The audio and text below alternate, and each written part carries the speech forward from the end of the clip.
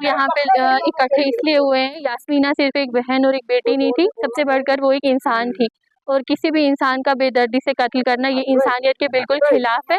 और हम यही मांग करते हैं कि उसको कड़ी से कड़ी सज़ा मिली, फांसी मिली, मतलब फांसी मिलनी चाहिए। हम तो यही मांग करते हैं, लेकिन उससे सोसाइटी में ये मैसेज आएगा कि लड़कियां, बहनें, बेटियां सेफ रहनी चाहिए। अगर आज इसको छोड़ा गया, इसका मतलब ये है कि लड़कियां कहीं भी सेफ नहीं है। तो हम यही मांग करते हैं, इसको सख्त से सख्त सज़ा मिलनी चाहिए। हमने फर्स्ट स्टेप यही लिया, the girl must get justice, ताकि हमने इसलिए ये स्टेप लिया क्योंकि आज उस लड़की के साथ ऐसा हुआ, कल को हमारे साथ हो सकता है, हमारी बेटियों के साथ हो सकता है। इसलिए हम गवर्नमेंट से ये अपील करते हैं, पूरे एडमिनिस्ट्रेशन से, कि उसको सख्त से सख्त सजा मिलनी चाहिए, ताकि जो दूसरे लड़के हैं वो ऐसे, और ये जो बोलते हैं वो नशा करके था, और ये भी है कि ड्रग्स अब्यूज भी इस मतलब कि पूरे इस किश्तवाड़ में, जम्मू कश्मीर में वो भी कम किए जाए, ताकि हमारी लड़कियां बच सकती हैं।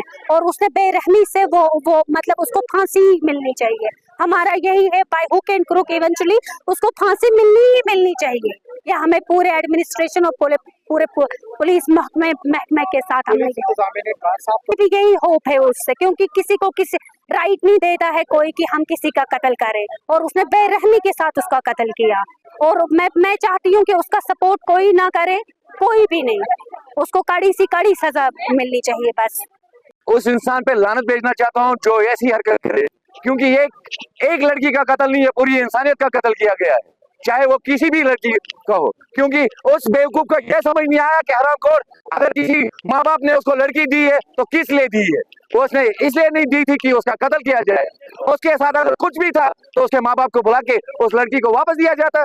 नहीं, ये कत्ल करना किसी के हक में नहीं है, और ना किसी कानून में लिखा है कि किसी की लड़की को मार दो। क्योंकि कल के हमारे घर में भी बेटियां हैं, उनको भी जवान होना है, उनकी भी शादियां होनी है। क्या हम इसीलिए लड़कियों को बड़ा करेंगे कि दूसरों को देखे वो हमें हमारी लड़कियों को मार दे? हम यहाँ से मीडिया के थ्रू पूरे जम्मू कश्मीर की हुकूमत से क्या देना चाहते हैं, ऐसे इंसान को बीच चौराहे में फांसी मिलनी चाहिए। इसमें पूरी की पूरी जम्मू कश्मीर की जितने भी लोग हैं इस वक्त पूरी स्पॉट में है कि यह ना हो कि कल को उसको साथ कोई रियायती हो, और अगर उसके बाद कुछ भी होता है तो वो इसकी एडमिनिस्ट्रेशन की जिम्मेवारी होगी, जो भी यहाँ पर गलत होगा।